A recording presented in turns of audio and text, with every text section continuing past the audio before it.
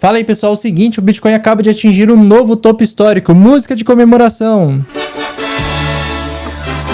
Sim, um novo topo, e como sempre, isso vem acompanhado de euforia, gritaria no Twitter e sardinhada entrando no mercado achando que agora vai dobrar o patrimônio em 15 dias. Mas calma, antes de você entrar na corretora e comprar como se não houvesse amanhã, deixa eu te contar o que me aconteceu essa semana. Eu estava lá na praia, fui fazer um passeio para tentar avistar umas baleias, né, para ver se elas estavam aí comprando Bitcoin ou não. E no meio do passeio eu vi um grupo de golfinhos caçando. Então eles iam no fundo, empurravam os peixes para a superfície, e lá de cima tinha uns pássaros oportunistas, os atobás, que eles esperavam os peixes vir para cima, e aí eles mergulhavam e pegavam os peixes que os golfinhos levavam lá para cima. E isso é exatamente o que os institucionais estão fazendo agora no mercado cripto, porque eles estão empurrando o preço para cima, criando FOMO, muita gente vai ficar com medo de perder essa alta, fazem parecer que agora vai subir infinitamente, as sardinhas elas vão subir na superfície e comprar o topo na emoção. E assim os institucionais que estão observando tudo, esperando o momento exato de fazer o mercado cair para realizar lucro em cima da sua ganância e assim liquidar também uma galera que está apostando na alta do mercado. O pior é que nesse momento 100% dos investidores de Bitcoin estão no lucro. E essa é justamente uma região extremamente perigosa, porque nós temos alta histórica, muito legal para quem está posicionado há bastante tempo, euforia no ar e uma semana pela frente com tudo para virar o jogo, porque nós vamos ter bastante volatilidade semana que vem. Porque nós temos dados econômicos importantes sobre a inflação, no final do mês tem decisão do Fed, também temos as novidades das tarifas do Trump e até mesmo o Brasil entrou no jogo, né, sendo o país com maior taxação dessas últimas tarifas, aí com 50% de tarifa, além de uma carta política citando o STF, Bolsonaro e o dólar disparou aqui no Brasil. Então vamos falar sobre tudo isso no vídeo e principalmente sobre esse novo all-time high do Bitcoin. Por isso até o final eu vou falar o que eu estou fazendo para não virar mais uma sardinha nesse cardume. Já deixa o like aqui embaixo, se inscreve no canal e comenta aqui embaixo o seguinte: você já está vendo esses sinais de manipulação ou vai ser mais uma sardinha fisgada pelo FOMO? Vai cair no FOMO e vai comprar agora achando que vai continuar subindo e aí vai comprar topo mais uma vez? Comenta aí, você está com FOMO ou não? Porque nesse momento até o investidor mais antigo fica no FOMO, tá bom? Então é absolutamente normal, mas não caia neste tipo de FOMO e não tome decisões com base em emoção, principalmente a emoção da ganância. Agora bora pro conteúdo, já falando sobre essas tarifas de 50% sobre o Brasil. O Trump ele fez um anúncio, né, ontem sobre tarifa de 50% para o Brasil, então vamos ter vários empregos, empresas afetadas, né, e principalmente ele está aumentando a rixa política aqui no Brasil, porque ele fez uma citação na carta que ele enviou sobre as tarifas, né, ao ex-presidente Bolsonaro. E aí não defendendo o lado A ou o lado B, né, mas nós já sabemos que isso daí gera uma intriga, e aí os conselheiros do atual governo vão ter que ver como que eles vão fazer uma resposta a isso daqui, né?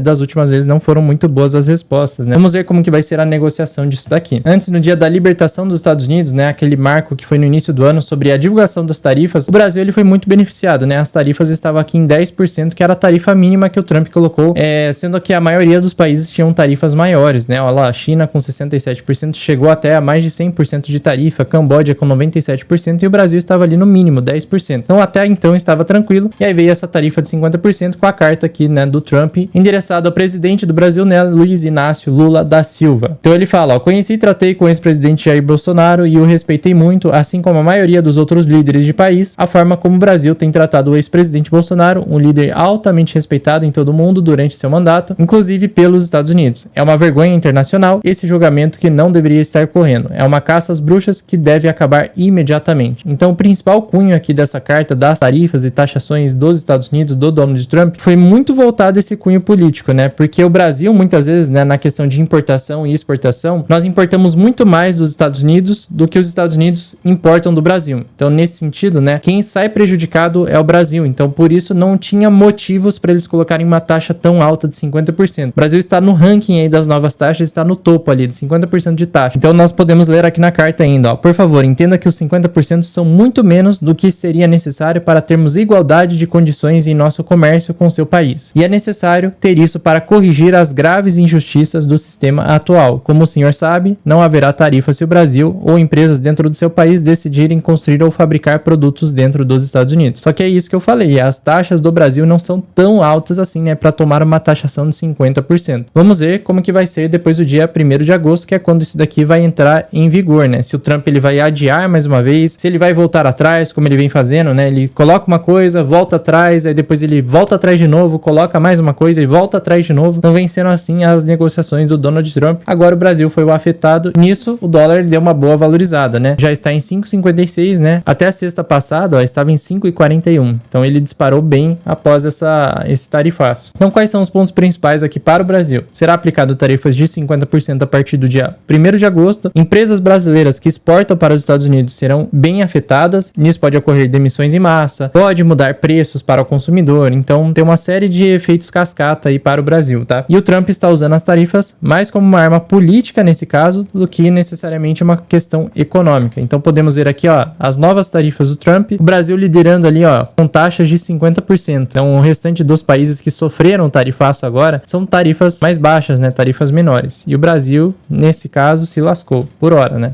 Agora falando do nosso Bitcoin, que vem rompendo o topo histórico e ainda não freou, né? A alta ainda não parou, porque ele já está aqui, ó, em 113.445 nesse momento que eu estou vendo o vídeo. Vamos ver até onde vai chegar essa alta do Bitcoin e principalmente os próximos movimentos do Bitcoin, porque é aquilo que eu falei, nós estamos numa região extremamente perigosa e isso daqui pode ser claramente uma armadilha do institucional, porque quando nós temos rompimento de topo histórico, começa a sair nas mídias, influenciadores publicam, né? O pessoal vai divulgar, as pessoas têm mais interesse, então nisso muita gente vai comprar topo e é aí que o institucional ele vende e termina de fazer o seu movimento de manipulação. Então nós temos que ficar muito atentos ao seguinte, aqui no Bitcoin podemos ver claramente que ele estava dentro deste padrão lateral e agora ele acabou de sair desse padrão lateral para um dos lados deste caixote, né? O grande problema desse tipo de padrão é que fica muitas ordens aqui para serem liquidadas, nessa região aqui dentro do caixote e principalmente aqui embaixo, né? Porque muita gente vê claramente que aqui é um suporte, né? Os 100 mil dólares. Aí muita gente que abre long, né? Aposta na alta do mercado, coloca ordens aqui para serem liquidados, estopados. E nisso, né? O institucional primeiro liquida o pessoal que está apostando na baixa do mercado, depois liquida o pessoal que está apostando na alta do mercado. E nisso o Bitcoin ele faz isso, vai depois fazer isso daqui. Então a gente está vivendo um momento bem perigoso, né? Onde não teria perigo se o Bitcoin ele vir para cá, né? A próxima correção do Bitcoin e se segurar aqui na região dos 110 mil dólares. Se ele cair abaixo disso, nós vamos ter uma alta chance, né? De voltar aqui para a região dos 100 mil dólares mais uma vez. Então estamos vivendo uma fase que é bem perigosa na minha opinião. Então eu não compraria nesse momento. Se você acha que o Bitcoin ele vai chegar lá nos 115 ou 118 mil dólares, o ideal nesse momento é esperar para ver até onde vai o mercado, né? E se ele fizer um recuo, ele precisa segurar no 110. Se ele não segurar e voltar para dentro dessa região aqui, aí a galera que está apostando em alta vai ser liquidada até mais ou menos os 100 mil dólares, né? Até a região aqui dos 100 mil dólares, né? O Bitcoin ainda tem um suporte muito forte aqui no 105 mil, é a principal média de curto prazo, mas se ele perde essa média aqui, nós podemos vir primeiro para 100 mil, depois para 90 e poucos mil dólares ali, ó, principalmente, ó, essa região dos 94 mil, e se ele continuar perdendo, fazendo aquele evento de liquidação em massa, ele pararia ali em volta dos 84 mil dólares nessa média verde, né? Aqui seria uma ótima região de compra, inclusive. Então, para aqueles que querem comprar, qual é o melhor momento de comprar Bitcoin? É aqui no rompimento? Não. A melhor fase de comprar Bitcoin é no próximo recuo, né? Caso ele segure no 110, aqui poderia ser um ponto de compra. Se ele cair até 105, também poderia ser um ponto de compra, mas eu não vou fazer compras aqui não, porque o meu plano é fazer compras no Bitcoin aqui nesta média verde, né? Não sei se vai ser aqui em 85 ou se o mercado continuar subindo e andando, né? Digamos que o mercado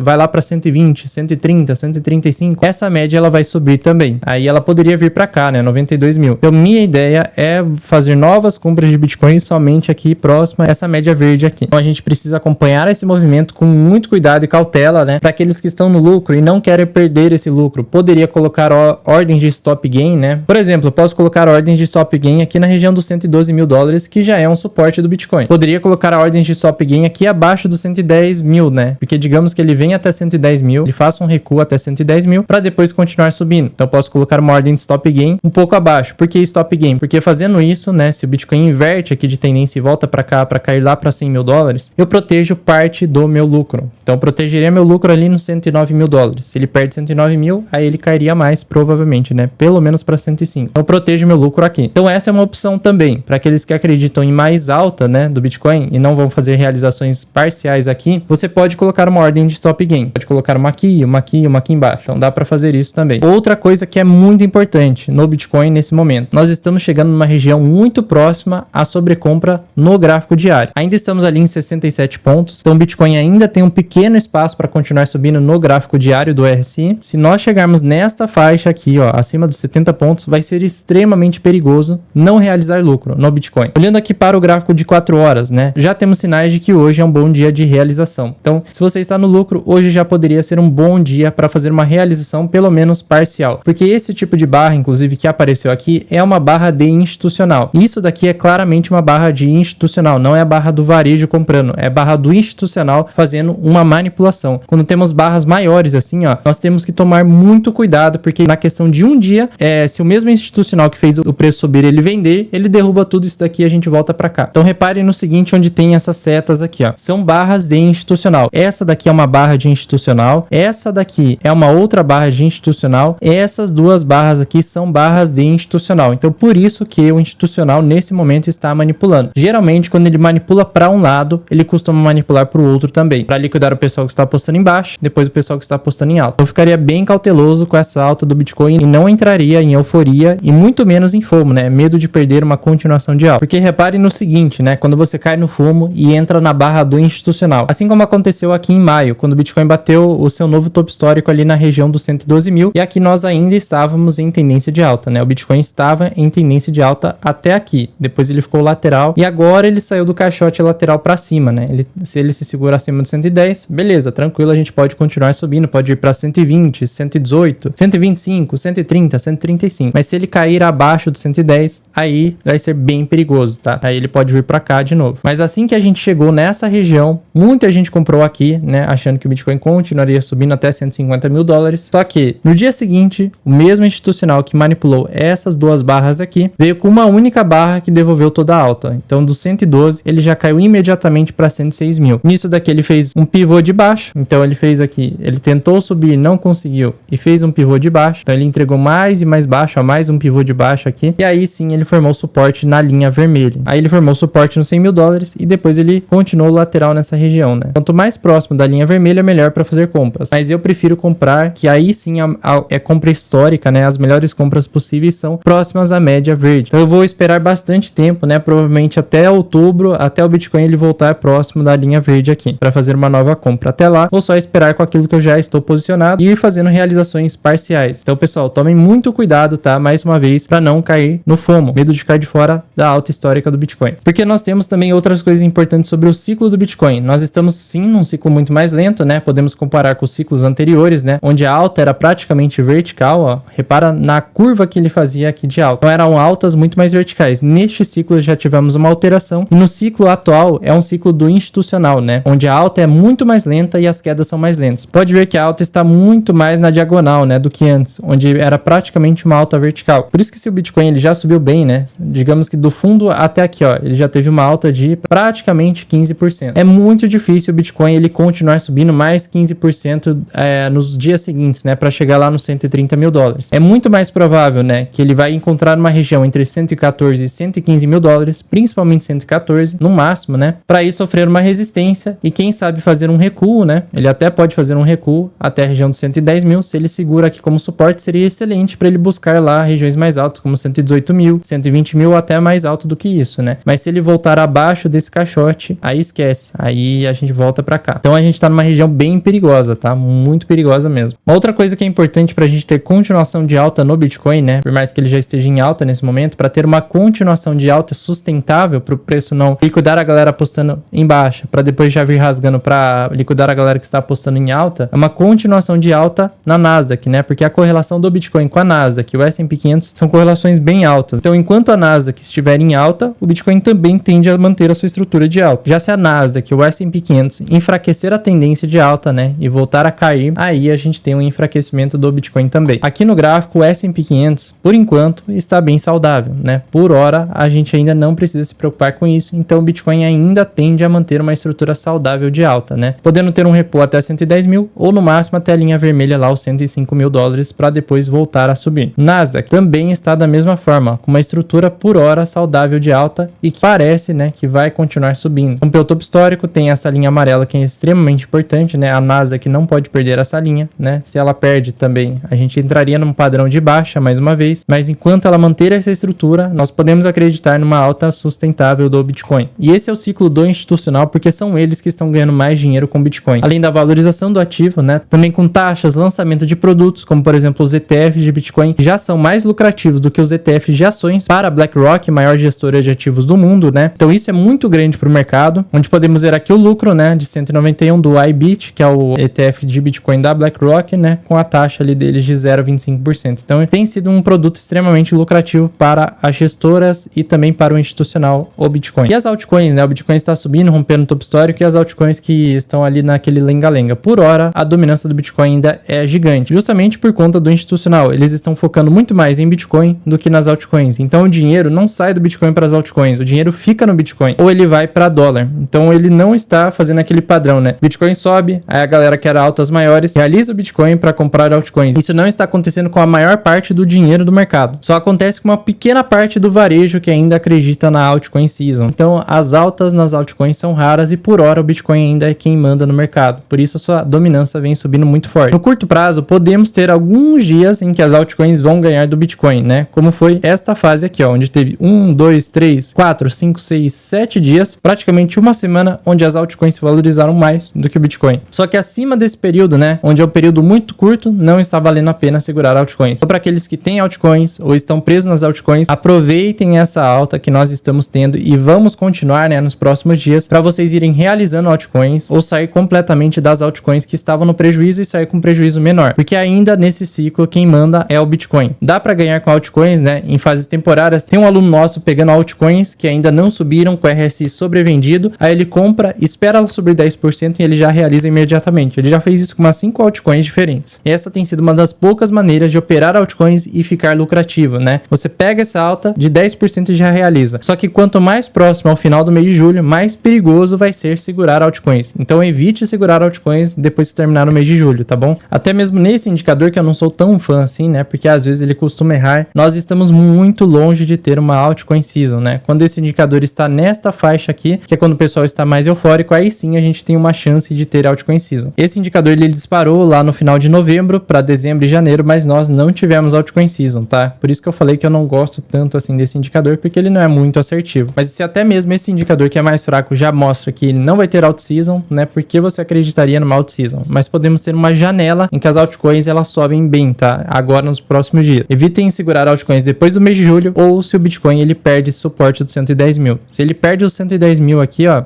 evite ao máximo ter altcoins na carteira, tá bom? É um aviso para ninguém ficar preso nas altcoins de novo. Olha, olhando o total 2, podemos ver que no curto prazo, o mercado de altcoins, ele saiu temporariamente de uma tendência de baixa e agora ele está muito mais numa tendência lateralizada no curtíssimo prazo, tá? Não é no médio e longo prazo, porque no médio prazo o mercado de altcoins está em tendência de baixa. Então é extremamente perigoso ficar segurando altcoins, né? E ficar preso mais uma vez nas altcoins. Então aproveitem essas altas para ir realizando parcialmente. E agora as altcoins estão numa região bem perigosa também, que é o topo aqui dessa região lateral, né? O ideal seria que elas ultrapassassem a região do 1,25 trilhão para ficarmos otimistas com altcoins de novo, e aí sim elas voltam para um contexto de alta. Mas se ela não passar dessa região aqui, vai ser muito perigoso ficar segurando altcoins. Agora falando um pouco sobre o Ethereum, né, que voltou a ganhar força contra o Bitcoin. Então voltamos a ter uma leve força e uma leve valorização do Ethereum contra o Bitcoin. O Ethereum também está lateral, muito parecido com o Bitcoin antes de romper o topo histórico, né? Então o Ethereum ele tem sim o potencial de fazer o rompimento aqui da região dos 2.900.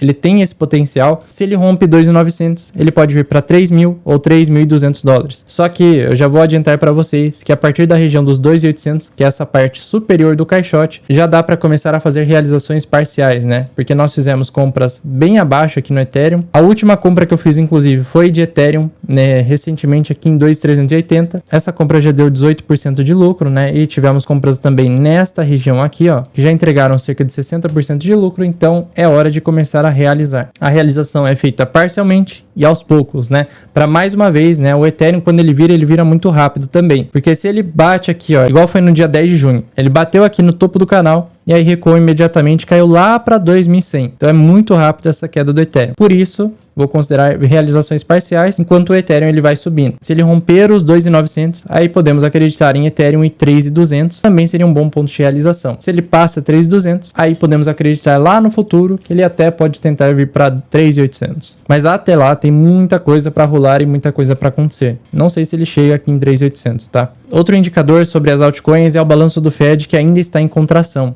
Então não estamos em fase de expansão de liquidez ainda do Fed, né? Estamos em fase de contração. E isso daqui é extremamente importante para uma altcoin season, para uma alta mais forte das altcoins e sustentável. Então é uma alta temporária, mais uma vez, é uma janela que as altcoins voltam a subir, mas elas não vão sustentar essa alta por muito tempo. Porque o balanço do Fed, ó, ele caiu 13 bilhões em junho, que é o menor nível desde abril de 2020, que foi a última vez que tivemos uma alt season, que foi 2020, 21 e 22, né? Que foi o período da altcoin season. Dessa forma, né, nessa contração, o balanço do Fed ele já caiu 26%. Então a quantidade de dinheiro disponível, principalmente do Fed, é 26% menor do que a última vez que tivemos uma altcoin season mais forte. Então tem menos dinheiro agora do que antes para uma altcoin season. Só que o interessante é que o balanço do Fed ainda está 60% acima dos níveis de 2019, né, que foi antes daquela impressão monetária a rodo. Então pensando de forma lógica, temos menos dinheiro agora do que 2020 e 2021 para uma alt season, que foi quando a gente teve uma alta muito forte das altcoins, e além disso temos uma quantidade infinitamente maior de altcoins onde o dinheiro está muito mais diluído. Então tem menos dinheiro agora disponível e tem uma quantidade maior de altcoins no mercado. Por isso é muito difícil ter uma alta sustentável nas altcoins. Então são altas temporárias que dá para lucrar sim, assim como eu falei do aluno lá nosso que está fazendo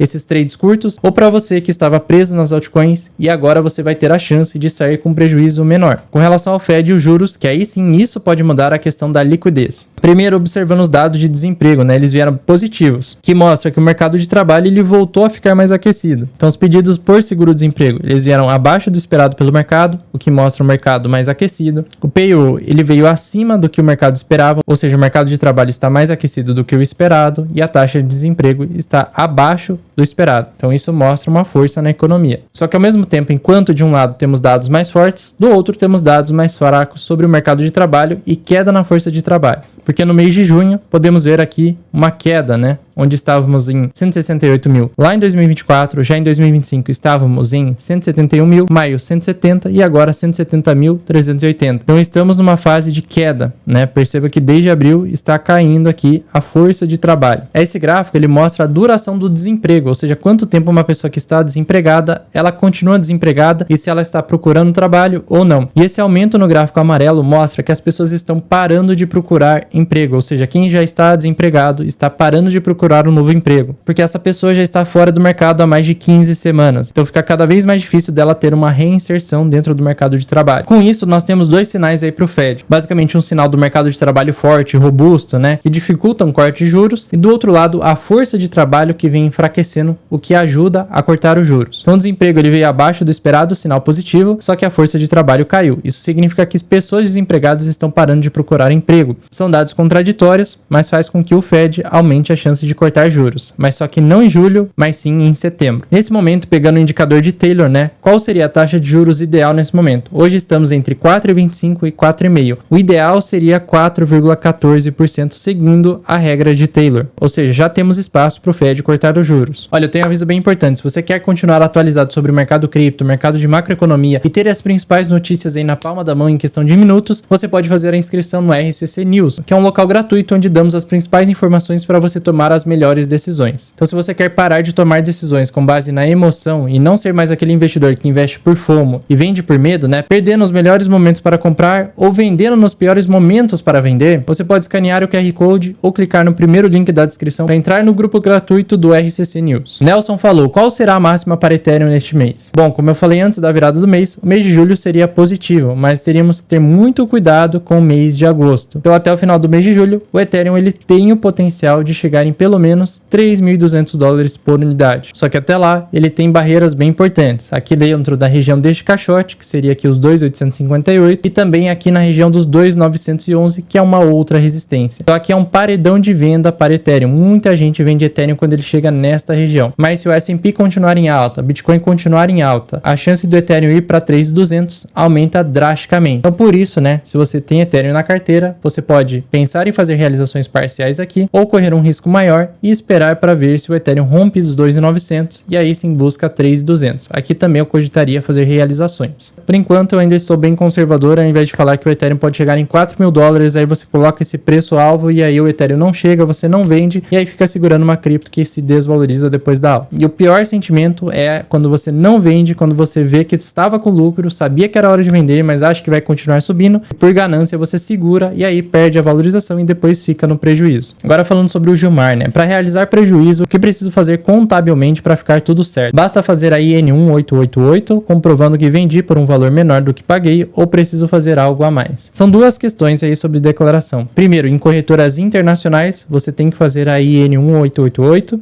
onde você só informa a movimentação, você pode informar que teve prejuízo também, mas o principal é a declaração do GCAP. Lá você vai fazer a declaração por mês, então no mês que você teve prejuízo, você pode fazer o preenchimento lá que você teve um prejuízo de X, né, para compensar o lucro que você teve também, e tudo isso entra na regra anual, que é para investimentos no exterior. Já se você fizer em corretoras nacionais, quem entra na outra regra, né, onde tem isenção até R$35 mil para lucro, aí é outra questão, tá? Mas para internacional, essa é a regra. Então sim, declara a IN1888 sobre as movimentações, mas o principal é o GCAP para você fazer o abatimento de imposto. Mas agora me fala aí nos comentários, você está vendo sinais de manipulação do institucional ou vai ser mais uma sardinha fisgada pelo FOMO, pelo medo de ficar de fora da alta e aí vai comprar topo e aí vai se lascar? Deixa aí nos comentários sua opinião. A gente vai continuar subindo ou essa é uma armadilha do institucional?